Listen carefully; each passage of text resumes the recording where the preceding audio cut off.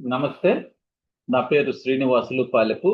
ఈరోజు ఈ మీటింగ్ లో మీరు వెరీ క్లియర్ గా ధార్మిక పరిషత్ గవర్నమెంట్ తరఫున హైకోర్టుకి సబ్మిట్ చేసిన ఫైల్లో ఏమున్నది అనేది చూస్తారు.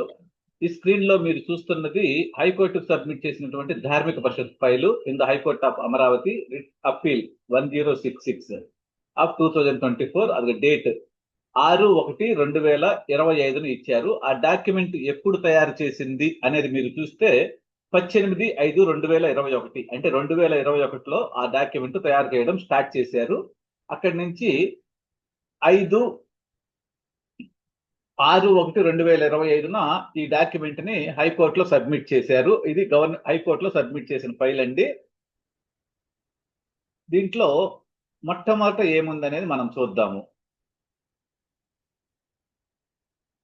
ఇది పేజ్ 1 అండి. 1వ పేజీలో నోట్ 1. దీన్ని మీరు క్లియర్ గా చదివితే ఇక్కడ మీరు గమనించవచ్చు. ఎవరు కూడా వీడియోలు ఆఫ్ చేయండి. వీడియోలు ఎవరికి కూడా అవసరం లేదు. వీడియో అవసరం లేదు, ఆడియోలు అవసరం లేదు. మీరందరూ కూడా మీ వీడియోలు ఆఫ్ చేసుకొని ఉండండి.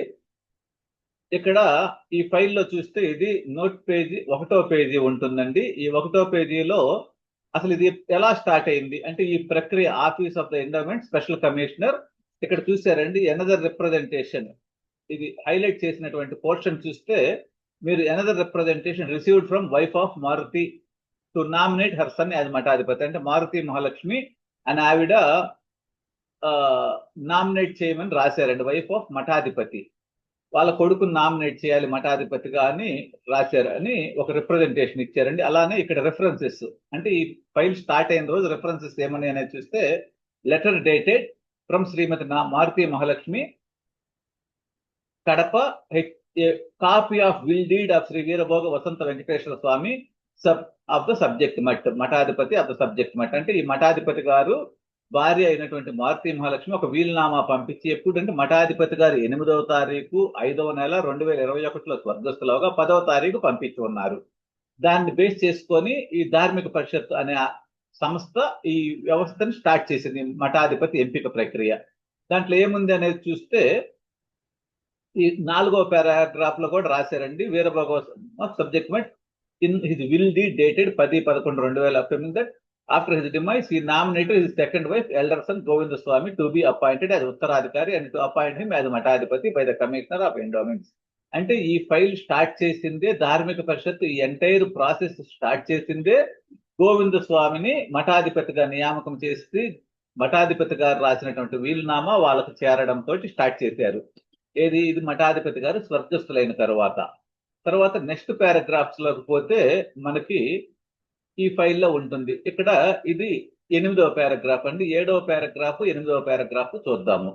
7వ పారాగ్రాఫ్ లో ఒక కోర్టు జడ్జిమెంట్లు, అంటే కోర్టు రిట్ పిటిషన్ నెంబర్ చెప్పుకున్నారండి. ఇది number, writ petition number 19503/2016. it is submitted that in view of the Honorable High Court orders, the appointment of the departmental officer to the subject matter is not feasible అన్నాడు. అంటే ఈ high court orders ప్రకారము ఈ మఠంలో department officer ని పెట్టడానికి ఒప్పుకోదు చట్టము అనేది వాళ్ళే రాశారు. డిపార్ట్మెంట్ ఫైల్లో, ఆ ఫైల్లో రాశారు, వారే రాశారు. తర్వాత ఏం జరిగింది అనేది మనం చూద్దాము. ఓకే, ఇదంతా కూడా ఒక ప్రాసెస్. అంటే ఇది చట్టంలో ఏం నాలెడ్జ్ ఉండాలి అనేది ఇదంతా ఉందండి. ఇక్కడ a basic knowledge of Hindu religion మఠాధిపతిగా ఉండాలంటే subject scriptures, capacity to impact knowledge అంటే మంచి ఉపన్యాసాలు ఇచ్చేటట్లుగా ఉండాలి, రిలీజియస్ టెంపర్మెంట్ ఉండాలి, అన్క్వశ్చనబుల్ మోరల్ క్యారెక్టర్ ఉండాలనేది ఇవన్నీ కూడా చెప్పినటువంటి విషయాలన్నమాట. తర్వాత మనం కిందకి వెళ్తే it is submitted that nominated made by the మఠాధిపతి is not traced out and available in files అన్నాడండి. అంటే నాట్ ట్రేస్డ్ అవుట్ అంటే అర్థం ఏంటి? గతంలో ఎప్పుడో ఇచ్చి ఉన్నారు, అది ఎక్కడ ఉన్నదో కనపడడం లేదు, మేము ట్రేస్ చేయలేకపోతున్నాం ఎక్కడ ఉన్నది అనేది దాని అర్థం అండి. అందుకని hence a copy of will submitted, copy of will dated Shri Veerabhoga Vasantha Venkateswara Swami submitted to the DC Deputy Commissioner Endowments Kurnool with a request to inquire into the matter and submit report to this office for taking further action. ఇక్కడ చూడండి very clear గా endowments deputy commissioner కర్నూలులో ఉండే deputy commissioner ని enquiry చేసి పంపించమని చెప్పారు. వీలునామా మీద ఎంక్వైరీ చేయమన్నారు. సో వీలునామా మీద ఎంక్వైరీ చేయాలంటే ఏమి చేయాలి అనేది మనము చూడాలండి. వీలునామా మీద ఎంక్వైరీ చేయాలంటే వీలునామా రాసినటువంటి మఠం లాయర్ గారు రాశారండి వీలునామా. మఠం లాయర్ గారిని అడగాలి, వీలునామా ఏం రాశారు, ఏమిటి విషయాలు ఏంటి, ఎప్పుడు రాశారు, ఏమి మీరు రాశారా రాయలేదు, ఇట్లా. అలానే సాక్షుల్ని ఎంక్వైరీ చేయాలండి. ఇది 18వ తారీఖు రాత్రి 10 గంటలకి ఇది రాసుకున్నారండి. 12th పారాగ్రాఫ్ కంప్లీట్ అయింది. ఆ తర్వాత ఏం జరిగింది అనేది మనం కిందకి వెళ్తే 18 నుంచి తర్వాత అంతా ఖాళీగా ఉన్నారు. 19 డిసిషల్ కండక్ట్ డీటెయిల్డ్ ఎంక్వైరీ. ఇది చూడండి 19 వరకు తర్వాత ఏమి జరగలేదు. 19 తర్వాత ఒక 10 రోజుల పాటు ప్రశాంతంగా ఉన్నారు వాళ్ళు ఏమి చేయకుండా. తర్వాత ఇక్కడ నోట్ 4 చూస్తే ఇక్కడ DC colonel shall conduct detailed enquiry into the matter and submit detailed report. అంటే డీటెయిల్డ్ సవివరమైనటువంటి పూర్తి విచారణ చేసి పూర్తి నివేదిక ఇవ్వమన్నారు. ఇది ఎప్పుడు ఇచ్చారనేది చూస్తే మనకి టైము జూన్ 1, 2021 సాయంత్రం 4:51 ఇచ్చారండి. ఆ తర్వాత నెక్స్ట్ పారాగ్రాఫ్ లో మీరు చూస్తే నోట్ 5 ఇక్కడ చూస్తే deputy commissioner Kurnool has submitted his preliminary enquiry report today, please circulate. ఇది ఏ టైంకి ఇచ్చారో చూస్తే 1/6/2021 6:17 అంటే మీరు గతంలో టైం చూస్తే అప్పటికి ఇప్పటికి ఎంత తేడా ఉందంటే 4:51. ఇది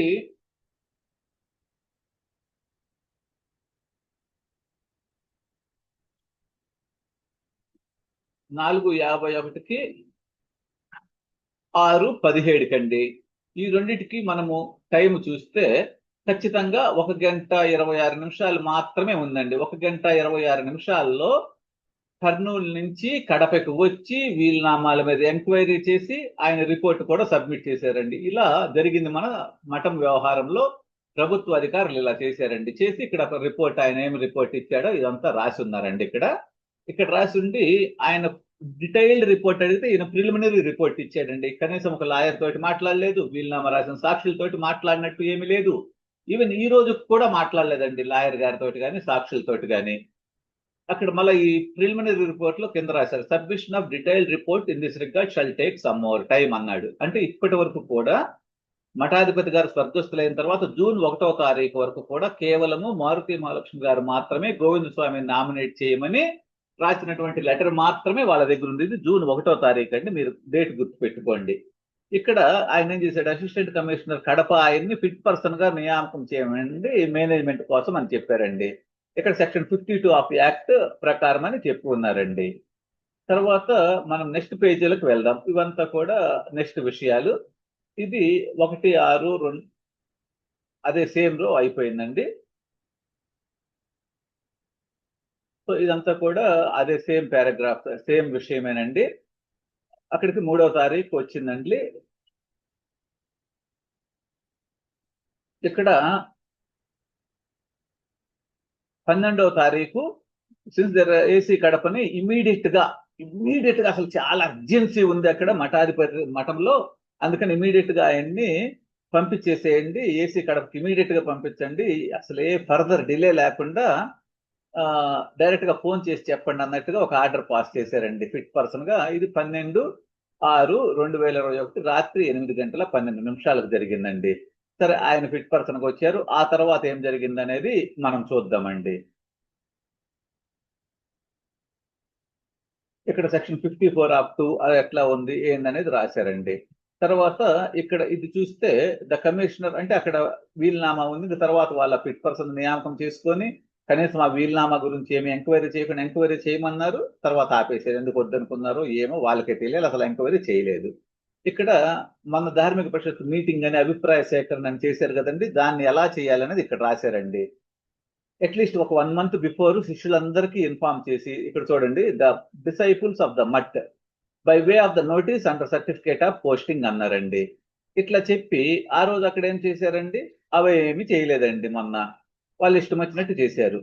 ఇక్కడ వెరీ క్లియర్ గా రాశారు, సర్టిఫికేట్ ఆఫ్ పోస్టింగ్ లో డిసైపుల్స్ మొత్తాన్ని గుర్తించి వారందరికీ పంపించి తర్వాత ఆ నోటీస్ బోర్డుని ఒక పబ్లిక్ లో ఆ నోటీస్ ఒక పేపర్లో న్యూస్ పేపర్లో వేసి శిష్యులకు పంపించడమే కాకుండా న్యూస్ పేపర్లో వేయడమే కాకుండా మళ్ళా నోటీస్ బోర్డులో మఠం నోటీస్ బోర్డులో పెట్టాలని, తర్వాత ఎండోమెంట్స్ ఆఫీసులు అన్నిట్లలో కూడా RJC commissioner office, RJC deputy commissioner, assistant commissioner అన్ని ఆఫీసుల్లో పెట్టమని కూడా రాసి ఉన్నారండి. ఆ తర్వాత ఏం జరిగింది అనేది మనం చూద్దాం. ఇంక ఇది తరువాత విషయం అండి. ఇది 16/6, 17/6, అట్లానే 21/6,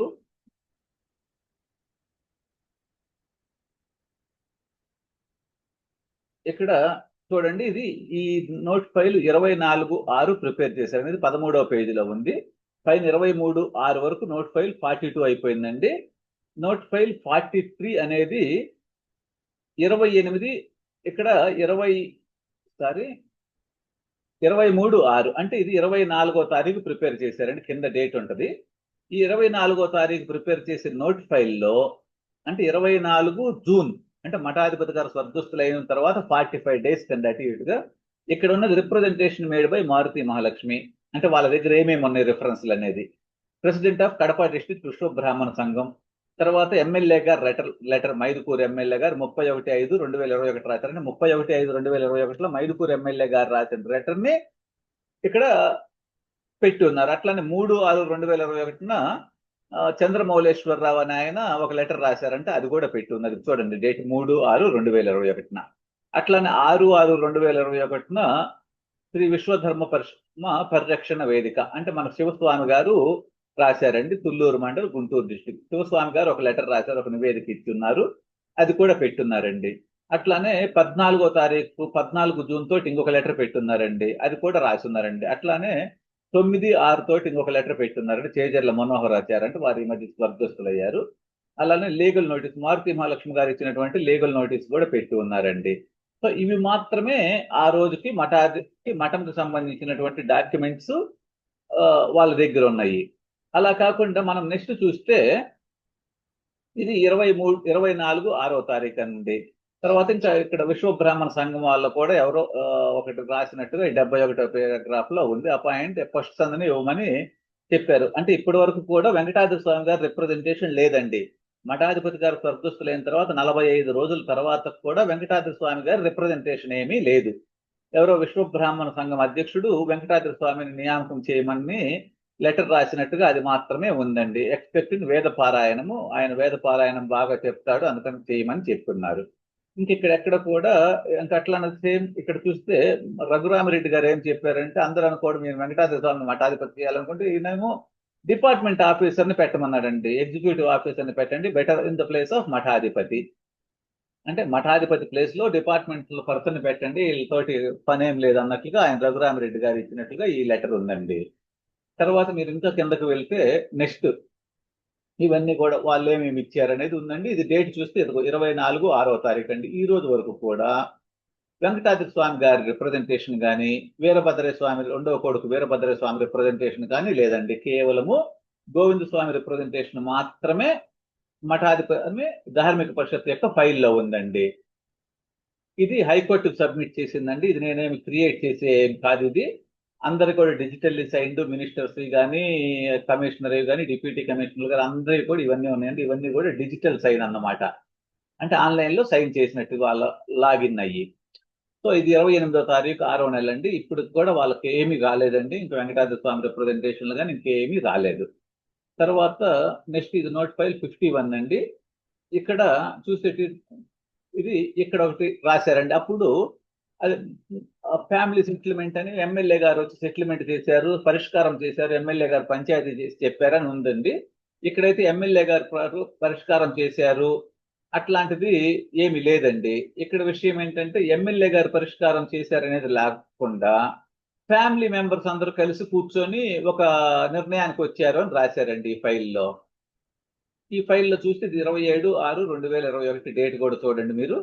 ఇక్కడ వెరీ క్లియర్ గా రాశారు ఫ్యామిలీ మెంబర్స్ కూర్చొని సెటిల్మెంట్ చేసుకున్నారు 26/6/2021. అంటే ఎమ్మెల్యే గారి పేరు ఇక్కడ ఏం రాయలేదు, ఎమ్మెల్యే గారు సెటిల్మెంట్ చేసినట్టుగా.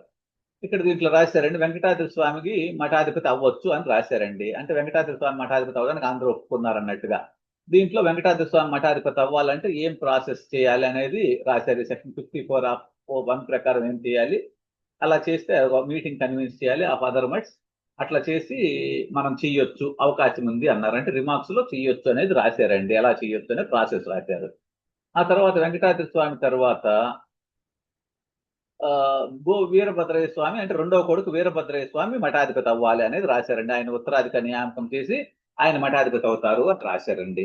ఇక్కడ చూస్తే ఇక్కడ వెరీ క్లియర్ గా దీన్ని డిపార్ట్మెంట్ ఏం చేసింది, మేబీ కన్సిడర్డ్ అన్నారండి. అంటే మేబీ కన్సిడర్డ్ అంటే చెయ్యొచ్చు, చేయకపోవచ్చు.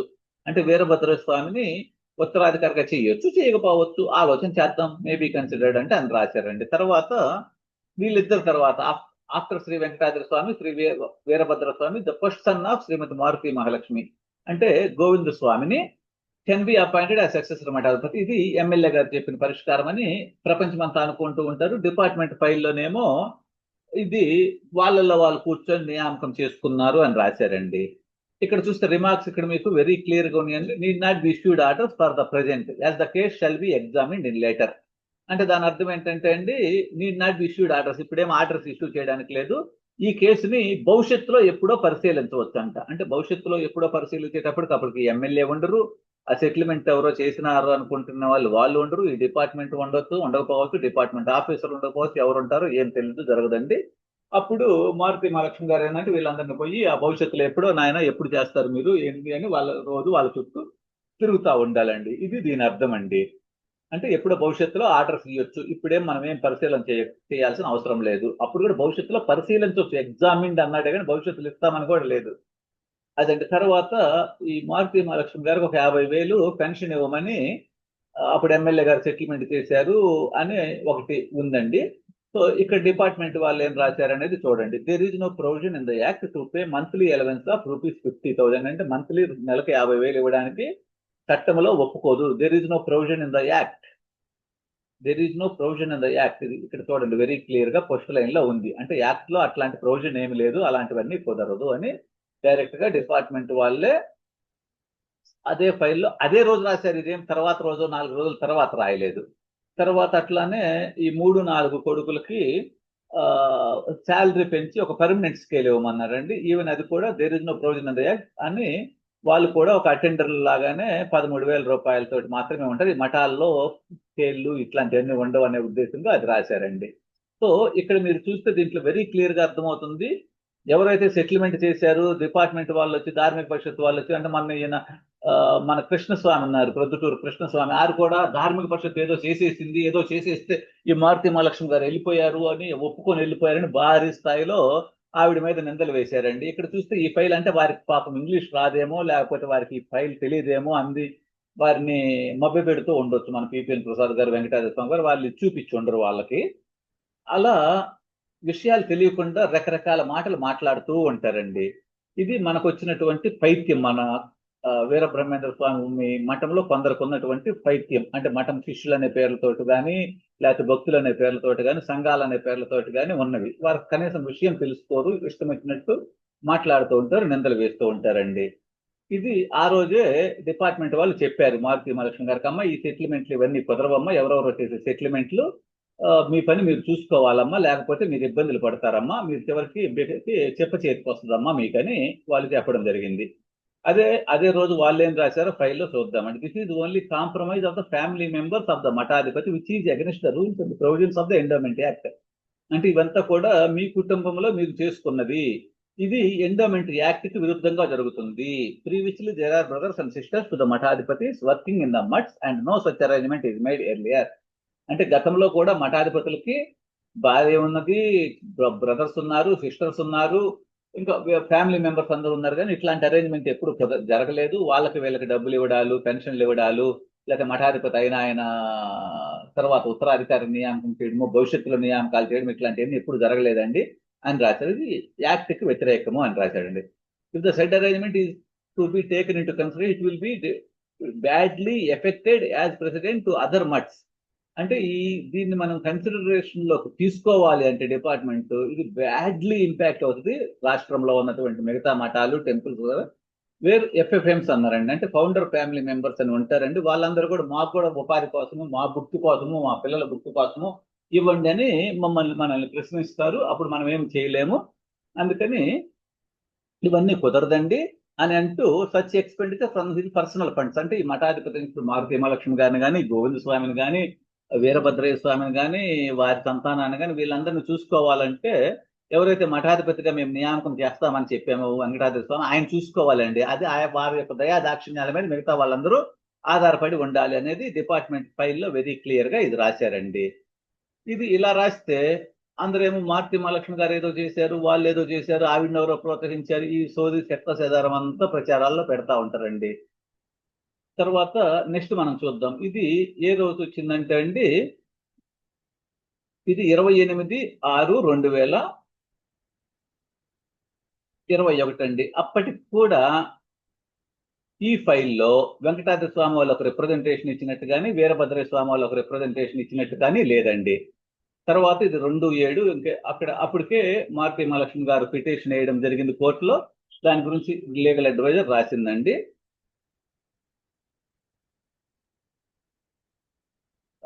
ఇక్కడ ఇంటీరియం ఆర్డర్స్ కానీ అట్లాంటిది ఏది ఇవ్వలేదు అని రాశారు. తర్వాత ఇది 18/7 జూలై 18వ తారీఖు అండి అప్పటి ఉంది. తర్వాత జూలై 21వ తారీఖు అండి అప్పటికి కూడా వెంకటాద్రి స్వామి కానీ భద్రయ్య స్వామి కానీ వీరభద్రయ్య స్వామి కానీ డిపార్ట్మెంట్ కి ఏ విధమైనటువంటి రిప్రజెంటేషన్ ఇవ్వలేదండి. ఇది జూలై 23వ తారీఖు. అలానే ఇక్కడ మళ్ళీ ఫిట్ పర్సన్ పెట్టుకోవాలా అవి పెట్టుకోవాలని వాళ్ళు రాసుకున్నారండి డిపార్ట్మెంట్ ఫైల్లో.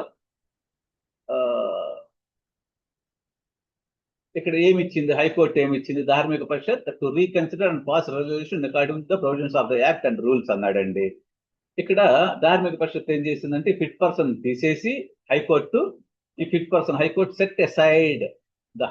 Set aside the proceedings dated 12/6/2021 అన్నాడు. అంటే ఆ రోజు ఇచ్చినటువంటి పైన చెప్పానండి ఫిట్ పర్సన్ నియామకం చేశారని. ఆ నియామకాన్ని హైకోర్టు రద్దు చేసిందండి. సెట్ అసైడ్ అంటే పక్కన పడేసింది అని. పక్కన పడేసి మళ్ళా according to act and rules చేయమన్నాడు. Dharmika Parishad to reconsider and pass resolution according with the provisions of the act and rules అన్నాడండి. అంటే యాక్ట్ ప్రకారము చట్టం ప్రకారము సరైన నియామకాన్ని సరైన నిర్ణయాన్ని చేయమని చెప్పారండి. చేయమని చెప్తే మళ్ళీ వాళ్ళు ఏం చేశారంటే మళ్ళీ ఫిట్ పర్సన్ నియామకం చేయడానికి మళ్ళా తెరలేపారండి. మారుతి మహాలక్ష్మి గారు దీని మీద మళ్ళా హైకోర్టులో డివిజన్ బెంచ్ కంటే ఇద్దరు ఉన్నటువంటి జడ్జికి పంపించడం జరిగిందండి. పంపించడం జరగక అక్కడ ఏం జరిగిందనేది మనం చూద్దామండి. అంటే అక్కడ పైన సింగిల్ జడ్జి నుంచి తీర్పు రాగానే మళ్ళా ఫిట్ పర్సన్ ని మళ్ళా వేయాలి అంటే ఆ ఫిట్ పర్సన్ రద్దు చేశారు. మళ్ళీ అదే ప్లేస్ లో ఫిట్ పర్సన్ వేయాలి అనేటటువంటి ఉద్దేశంతో వాళ్ళు వెళ్ళారండి. ఇది 30/7/2021 అండి. ఈవెన్ ఈ రోజు కూడా 37 అంటే అప్పటికి ఆల్మోస్ట్ జూన్ మొత్తము జూలై మొత్తము అంటే రెండు నెలలు అండి. 2 నెలలకు వచ్చేసి 60 రోజులు, మళ్ళీ మేలో 20 రోజులు అంటే అప్పటికి 80 రోజులు అయిపోయిందండి. మఠాధిపతి గారు స్వర్గస్థులై ఆ రోజుకు కూడా డిపార్ట్మెంట్ లో వెంకటాద్రి స్వామి కానీ వీరభద్రయ్య స్వామి కానీ వాళ్ళ ఫైల్స్ ఏమీ పెట్టలేదండి. ఆ తర్వాత చూస్తే అక్కడ ధార్మిక పరిషత్ మీటింగ్ జరిగిందండి. ఇక్కడ చూడండి, has inform that made legal adviser made the minister who is chairman of Dharmika Parishad by JC and informed that the executive committee members of Dharmika Parishad shall take a decision on 31/7 అండి. 31/7వ తారీఖు ఒక డెసిషన్ వీటన్నిటి గురించి వాళ్ళకు ఉన్నటువంటి విషయాలన్నిటి గురించి డెసిషన్ తీసుకోవాలనుకున్నారండి. అక్కడ కూడా మళ్ళా చూడండి, హైకోర్టు ఫిట్ పర్సన్ పక్కన పెట్టేసింది. మళ్ళీ to be appointed as fit person to the Brahmam గారి మాట ఉన్నారు. హైకోర్టు వెరీ క్లియర్ గా ఆయన సరైన నియామకం చేయండి, ఫిట్ పర్సన్ కాదు అని చెప్పినా కూడా మళ్ళీ వాళ్ళు ఫిట్ పర్సన్ ని చేయడానికి చేశారండి.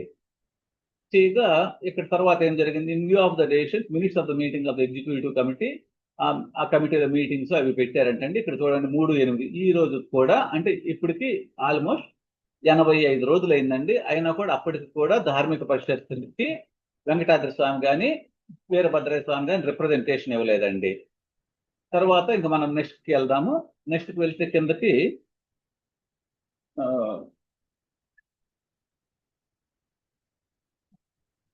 ఇక్కడ ఏం చేశారంటే అండి, అసలు ఫుల్ ధార్మిక పరిషత్తు లేదు, ఈ నలుగురు మాత్రమే ఉన్నారు ధార్మిక పరిషత్తు, ఇది అలా నిర్ణయాలు చేయడానికి లేదు, ఫుల్ ధార్మిక పరిషత్తు ఉండాలంటే వాళ్ళ చట్టాన్ని మార్చి పడేశారండి. నలుగురు ఉంటే సరిపోతుంది, ఈ నలుగురు చేసుకున్నటువంటి నిర్ణయాలు 21 మంది చేసిన నిర్ణయాలకు ఈక్వల్ అని ఒక చట్టాన్ని సవరణ చేసేసుకున్నారు. అంటే మా చేతుల్లో పని కదా, మనం ఇష్టం వచ్చినట్టు చేసేసుకోవచ్చు అని పెట్టుకున్నారండి. అట్లానే అప్పటికి వేసినటువంటి రిట్ అప్పీల్ మీద ఇప్పుడు సెప్టెంబర్ 3వ తారీఖు వచ్చిందండి. సెప్టెంబర్ 3వ తారీఖు అంటే 3 నెలల 20 రోజులండి. అంటే 3 నెలలు 110 రోజులు అయిందండి. అప్పటికి కూడా గోవింద స్వామి రిప్రజెంటేషన్ ఒకటి తప్పితే వీరభద్రయ్య స్వామి కానీ వెంకటాద్రి స్వామి కానీ మాకు కూడా మఠాధిపతి కావాలి, మాకు అర్హతలు ఉన్నాయా అనే విషయము అప్పటి వరకు రిప్రజెంటేషన్ చేసినట్టుగా ధార్మిక పరిషత్ ఫైల్లో లేదండి. అంటే వాళ్ళు చేయలేదు అనే మనం అనుకోవచ్చు అండి, వెరీ క్లియర్ గా అనుకోవచ్చు. ఇక్కడ వరకు కూడా ఎక్కడా లేదు ఈ పేజీలో. ఇది 29వ పేజీ అండి. ఆ తర్వాత అక్కడి నుంచి కిందకి వెళ్తే the file is refer to LA గారు, అంటే లీగల్ అడ్వైజర్ గారికి ఆయన యొక్క రిమార్క్స్ ని ఇవ్వడానికి ఆయన యొక్క సలహాలు ఏంటి అనేది అడిగారండి లీగల్ అడ్వైజర్ గారిని. ఇక్కడ లీగల్ అడ్వైజర్ గారు ఏం చెప్పారో చూద్దామండి. అంటే లీగల్ అడ్వైజర్ గారికి రిట్ పిటిషన్స్ ని రిజర్వ్ చేశారు. అందుకని ఓవర్ మొబైల్లో మాకు ఇచ్చారు ఇన్స్ట్రక్షన్స్, ఏమి ఫర్దర్ యాక్షన్ చేయొద్దు ఆర్డర్ వచ్చే వరకు అని డివిజన్ బెంచ్ చెప్పారు. తర్వాత ఈ ఆర్డర్ వచ్చింది. ఈ ఆర్డర్ వచ్చిన తర్వాత ఏం జరిగింది అనేది చూద్దామండి.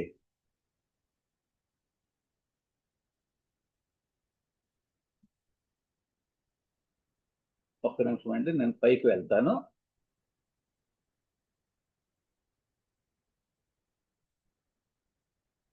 సో ఇక్కడ ఈ రిట్ అప్పీల్ డిస్పోజ్ అయిపోయింది. File maybe like till the orders of the writ appeal pronounced అన్నాడండి. ఇది 8వ తారీఖు. ఈ రోజు కూడా వాళ్ళ దగ్గర వేరే ఫైల్స్ ఏమీ రాలేదండి, వేరే ఎవ్వరు క్లెయిమ్ చేయలేదండి. సో ఇక్కడ ఇది 27వ తారీఖు అయిపోయిందండి. 27వ తారీఖు అంటే అప్పటికి ఆర్డర్స్ వచ్చినాయి. Please circulate along with the high court orders in writ appeal. High court orders ప్రకారం ఏం చేయాలి అనేది సర్క్యులేట్ చేయమన్నారండి. ఇది 27/9 అంటే అప్పటికి జూన్, జూలై, ఆగస్ట్, సెప్టెంబర్ అయినాయండి మన నెలలు. అంటే 3 నెలలు ప్లస్ అయ్యి ఒక 20 రోజులు, అంటే 110 రోజులు దాటిపోయిందండి. జూన్, జూలై, ఆగస్ట్, సెప్టెంబర్ 4 నెలలు అండి. 4 నెలలు అంటే 4 30 120 140 రోజులు దాటిందండి. 140 రోజుల వరకు కూడా ఏ విధమైనటువంటి వేరే రిప్రజెంటేషన్లు ఏమీ లేవు గోవింద స్వామిది తప్పక. ఆ తర్వాత ఇక్కడ వెరీ క్లియర్ గా ఇక్కడ చూస్తే ఇప్పుడు సడన్ గా వచ్చేసిందండి. ఇది అక్టోబర్ 2వ తారీఖు ఎప్పుడో పెట్టారండి. ఇక్కడ లెటర్ డేటెడ్ 31/5/2021 వెంకటాద్రి స్వామి నుంచి రిప్రజెంటేషన్ వచ్చినట్టు పెట్టేశారండి. సో ఇది ఎట్లా వచ్చింది ఏంటి? ఇంతకు ముందు జూలైలో రాసిన లెటర్లు అవన్నీ కూడా చేరినాయి, కానీ మరి ఇది ఎందుకు పెట్టలేదు అనేది మనం ఆలోచన చేస్తే ఇక్కడే మనకి ఏం జరిగిందో ఏదో గడబిడ చేశారు లోపల అనేది మనకు అర్థమవుతా ఉంటదండి. ఎవరికైనా లేమ్యాన్కి చూసినా కూడా అమాయకులకు కూడా అర్థమవుతుంది ఇది. ఇక్కడ requesting to appoint him as మఠాధిపతి అని ఉందండి. తర్వాత ఇంకో డిసైపుల్ ఇచ్చారంట. తర్వాత వెంకటాద్రి వీరభద్రయ్య స్వామి కూడా లెటర్లు ఇచ్చారని రాసి ఉన్నారండి. మరి ఈ లెటర్లన్నీ కూడా గతంలో జూన్లోను వచ్చి రాగానే ఎందుకు పెట్టలేదనేది వాళ్ళకే దేవుడికే తెలియాలండి ఎప్పుడు వచ్చినాయి అనేది. ఈవెన్ ఆగస్టులో జరిగిన మీటింగ్ లోను ఈ లెటర్లు పెట్టలేదు. తర్వాత జరిగినటువంటి వేరియస్ మీటింగ్స్ లో కూడా ఈ లెటర్లు మాకు వచ్చినాయి అనేది ఎక్కడ మెన్షన్ చేయలేదండి.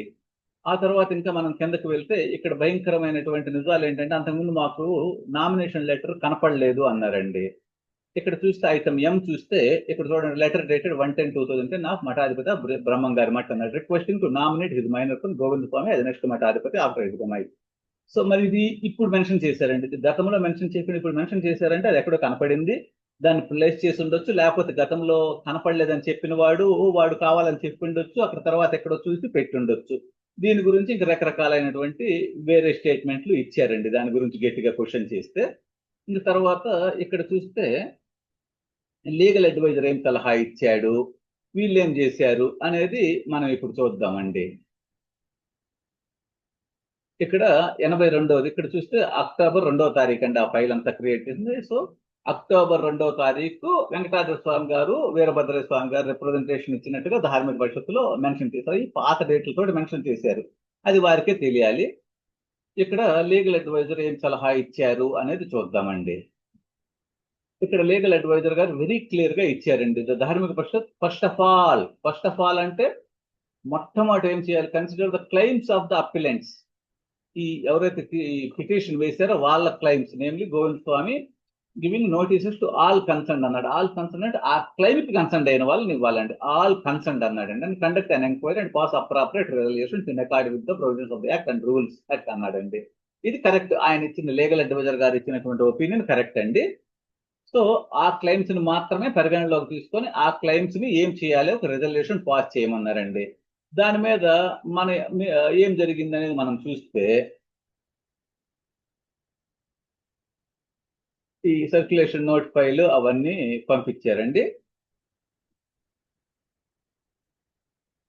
ఇదంతా వీరభోగ వసంత వెంకటేశ్వర స్వామి గారు ఎంత రాశారు ఇవన్నీ కూడా మళ్ళీ సేమ్ అదే ఇది వరకు ఉన్నది అదే సేమ్ రాశారండి. ఇక్కడ ఏం చేయాలి ఏంటి అనేది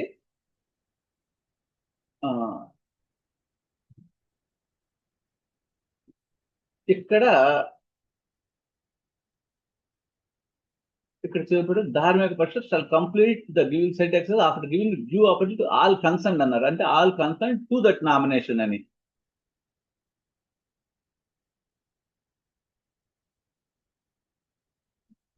ఇక్కడ చూస్తే అక్కడ ఆల్ కన్సర్న్డ్ అన్నారండి. All concerned for that nomination. ఇక్కడ చూస్తే the matter has been discussed with the honourable minister. Minister ఏం చేశాడంటే మినిస్టర్ మన ఇష్టం ఏదైనా చేయొస్తున్నట్టుగా అప్పటి మినిస్టర్ అండి instructed to issue notices to the concerned applicants. అంటే అసలు అప్లికెంట్స్ అక్కడ కోర్టులో జరుగుతున్నది ఎందుకు కేవలం నామినేషన్ మీద జరుగుతుంది. ఆ నామినేషన్ చూడండి ఏం జరిగిందో ఏంటో చూడండి అని కోర్టు చెప్పగా వీళ్ళు ఏం చేశారు ఈవెన్ లీగల్ అడ్వైజర్ కూడా సరైన ఒపీనియన్ ఇచ్చారు. ఇది ఫస్ట్ ఆఫ్ ఆల్ దీన్ని మాత్రమే కన్సిడర్ చేయాలని.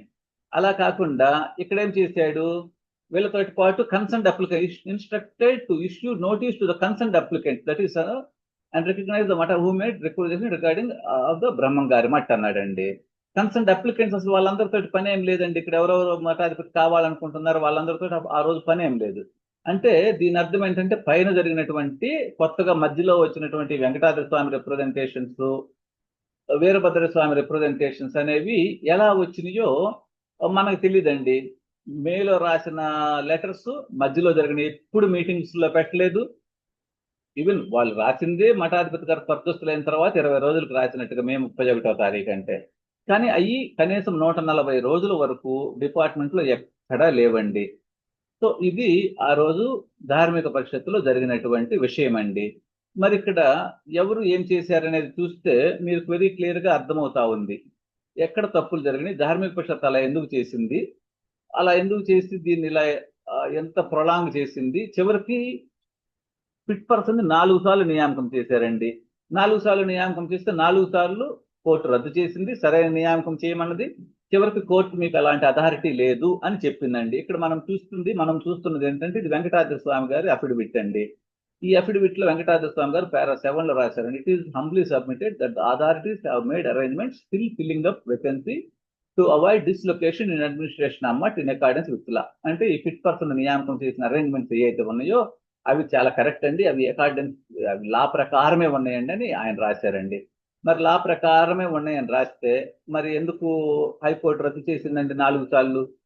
అది విషయం అండి. తర్వాత ఇంకొక విషయం ఏంటంటే అర్హతల గురించి వస్తే మన వెంకటాద్రి స్వామి గారు అందరు అర్హతల గురించి ఎవరైతే మాట్లాడతారో ఇమీడియట్ గా వాళ్ళ మీద పిపిఎన్ ప్రసాద్ గారు చాలా రెచ్చిపోతారండి. అసలు ఏం అర్హతలు అవసరం లేదు, కేవలము మాకు ఇది ఉంటే చాలు అని. కానీ చట్టంలో సెక్షన్ 53 అండ్ 54 లో వెరీ క్లియర్ గా అర్హతలు రాస్తున్నాయండి. హిందూ మతము మరియు వేదాంత శాస్త్రంలో ప్రాథమిక పరిజ్ఞానం కలిగి ఉండాలి. ధార్మిక గ్రంథముల్లోనూ మఠం సంబంధించిన సాంప్రదాయము పరిజ్ఞానం కలిగి ఉండాలి. మఠం యొక్క విషయగణములకు జ్ఞానబోధ సాంప్రదాయములు నేర్పించి సమర్థత కలిగి ఉండాలి. క్రమశిక్షణలోను దాన్ని పాటించడంలోను నిశ్చయమైన నమ్మకంతో మత ప్రవృత్తి కలిగి ఉండాలి. నిర్వివాదమైన నైతిక వ్యక్తిత్వం ఉండాలి. ఇవన్నీ కూడా మెన్షన్ చేసినటువంటి విషయాలండి. సో ఇక్కడ హైకోర్టు తీర్పు ఏం చెప్పింది అనేది కూడా మనం గమనిద్దామండి. ఇక్కడ చూస్తే ఇక్కడ సెక్షన్ 53 ఆఫ్ 2 లో ఉన్నాయి అని చెప్పిందండి. A person that the person claiming succession, ఇక్కడ మీరు చూస్తే ఇదండి, that the person claiming succession or the person nominated by his successor shall possess the qualification enunciated under section 53 of 2 అని వెరీ క్లియర్ గా హైకోర్టు తీర్పులో 18వ పారాగ్రాఫ్ లో చెప్పిందండి. మన పావులు హనుమంతరావు అర్హతలు కలిగి ఉండాలి అన్నారని ఈ తీర్పు కాపీ చదివి వారు అలా మాట అన్నారో లేదో ఇమీడియట్ గా పిపిఎన్ గారు ఒక పెద్ద వీడియో ఒకటి రిలీజ్ చేసి అసలు ఏమీ అర్హతలు అవసరం లేదండి, ఏమి అవసరం లేదు, పెద్ద కొడుకుగా పుడితే చాలండి. మరి హైకోర్టు ఏమన్నా పిచ్చిదండి? వాళ్ళు ఎందుకు చెప్పారండి? చట్టంలో ఎందుకు అర్హతలు నిర్దేశించారండి? పెద్ద కొడుకుగా పుడితే చాలు, ఆయన ఎక్కడో ఉద్యోగాలు చేసుకుంటా ఉంటాడు, ఏదో వాళ్ళ భార్య పిల్లలు బతుక్కుంటా ఉంటారు, ఆయన సడన్ గా వచ్చి పెద్ద ఎక్కడో ఉండి సడన్ గా వచ్చి మఠాధిపతి అయ్యే అవకాశం అంటే 2014లో మఠాధిపతి గారి మీద 300 మంది మనుషులను తీసుకొని పోయి దాడి చేయవలసినటువంటి ఆవశ్యకత ఎందుకు వచ్చింది? నాకు మఠాధిపతి ఇవ్వమని డిమాండ్ చేయాల్సిన అవసరం ఎందుకు వచ్చింది? ఆయన స్వర్గస్థులైన తర్వాత ఈయన కదా ఆటోమేటిక్ అయిపోయేది ఆయన లెక్క ప్రకారము.